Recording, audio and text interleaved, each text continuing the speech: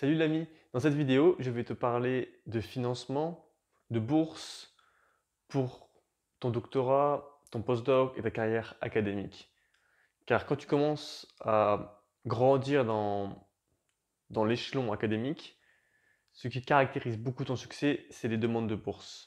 Et du coup, actuellement, je fais mon doctorat et du coup, j'ai suivi une formation, un workshop de 2 heures sur comment postuler à des bourses, comment obtenir un financement, etc. Et ils m'ont donné les bases par rapport à ça.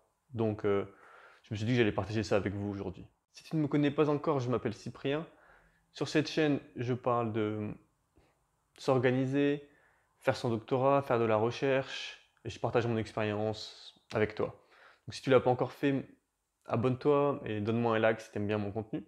Quand tu vas augmenter dans ta carrière académique, au début, tu es en master, après doctorat. Là, tu peux déjà commencer à postuler à des bourses. Il y a souvent des petites bourses proposées par les universités pour avoir un petit financement. Par exemple, moi, mon université propose une bourse de 8 000 € dans laquelle on peut postuler pour avoir un projet. Tu peux aussi souvent postuler à des bourses de mobilité, des choses comme ça. Ça, c'est le début. Mais quand tu grandis, tu as des bourses spéciales pour le postdoc, par exemple, puis pour être professeur, associé, assistant, etc. Là, je vais te donner l'exemple des Pays-Bas. C'est assez rapide, mais en gros, ils ont 4 grandes bourses. Ils ont la bourse Rubicon, qui est pour quand tu finis ton doctorat. Tu peux postuler à une bourse de postdoc pour faire un postdoc à l'étranger. Après, tu as la bourse Veni, qui est de 250 000 euros. C'est un peu une bourse que tu dois obtenir dans les 3 ans après avoir fait ta thèse pour monter ton groupe de recherche, on va dire. Puis quelques années après, tu as la bourse Vidi, qui est de 800 000 euros. Et la Vici, quand tu es vraiment très expérimenté, etc., qui est de 1 500 000 euros. Comment trouver ces bourses? Donc, la première chose à faire, c'est d'aller sur Google et tu peux juste taper le type de bourse qui t'intéresse et tu peux tomber assez facilement sur les bourses postdoc, les bourses professeurs, etc. Et par exemple, il y a Marie Curie, tu as beaucoup de bourses, Marie Research Fellowship Program. Après, tu as les EMBO Grant pour tout ce qui est biologie moléculaire. Tu en as d'autres, etc. Je te conseille aussi de demander à tes superviseurs et collègues qui vont pouvoir te guider et t'aider un peu à voir quelles bourses sont disponibles. Maintenant, je vais te donner quelques conseils que la professeure a donnés. Le premier était si c'est possible, de faire déjà une étude pilote pendant ta thèse. Donc un petit projet sur lequel tu commences déjà à tester tes hypothèses et que tu vas pouvoir utiliser pour soutenir ta demande de bourse. Car c'est bien d'avoir déjà fait quelques études dessus et d'avoir déjà des datas préliminaires pour montrer que ton idée est bien et que ça vaut le coup d'exploiter cette idée. Donc si tu peux pendant ta thèse, essaye de caser des petites expériences pilotes comme ça pour ton futur. Et maintenant, je vais te partager les 4 facteurs les plus importants pour postuler à une bourse. 4 facteurs qui vont toujours être considérés, peu importe le type de bourse dans lequel tu postules. Le premier, c'est la qualité de la personne qui postule, donc c'est ta qualité au niveau CV, publication, référence. Donc c'est ton rôle pendant ta thèse ou même avant d'essayer de rendre ton CV le plus beau possible. Ça, je ne t'apprends rien. Le deuxième, c'est la qualité du proposal, qu'en gros avoir des objectifs clairs, qui soient innovatifs, qui soient bien planifiés et que ce soit faisable. Par exemple, si tu postules pour un postdoc de 1 an, il faut que ton projet soit faisable en 1 an. Ça, c'est important. Le troisième point, c'est la qualité de l'institut d'accueil. Est-ce qu'il est excellent? Quelles opportunités va-t-il t'apporter? Pourquoi est-ce que tu veux aller à cet endroit-là? Pourquoi avoir choisi ce lieu-là pour faire ta demande de bourse? Donc tu dois démontrer que cet endroit est vraiment le meilleur pour ce domaine, qui possède des techniques sympas, qui te permettent de démontrer ce que tu veux démontrer, etc. Tu dois vraiment choisir, tu dois être capable de démontrer que l'institut d'accueil est compatible avec ta recherche. Et le dernier point, c'est l'utilisation de la connaissance. Donc, euh, en quoi est-ce que c'est relevant et en quoi c'est important. Donc, tu dois dire pourquoi est-ce que tu es de la société, pourquoi est-ce que c'est bien pour la science, pourquoi c'est bien pour l'humanité, en très résumé. Et ces 4 points-là sont vraiment les plus importants. Donc, maintenant, on va aller un peu plus en détail. Donc, le premier point, c'est la qualité de la personne qui postule, donc ta qualité. Donc, qu'est-ce qu'on regarde dans ces cas-là? Donc le premier truc, ce sont les publications.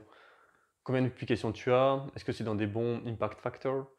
Est-ce que est-ce que est-ce que ta recherche est citée? Est-ce que les gens qui lisent tes papiers ont accepté ta recherche et ils te citent en général pour dire, ce que tu fais et cetera? En quoi tu as contribué dans ton domaine?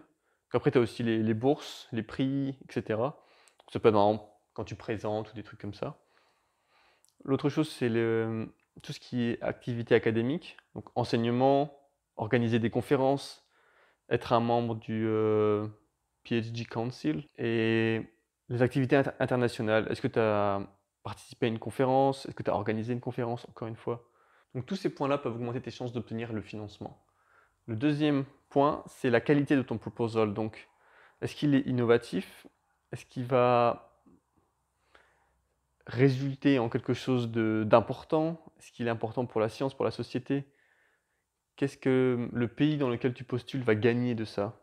Est-ce que l'hypothèse et les buts sont clairs? Est-ce que ton plan est tangible? Est-ce que ton plan est faisable?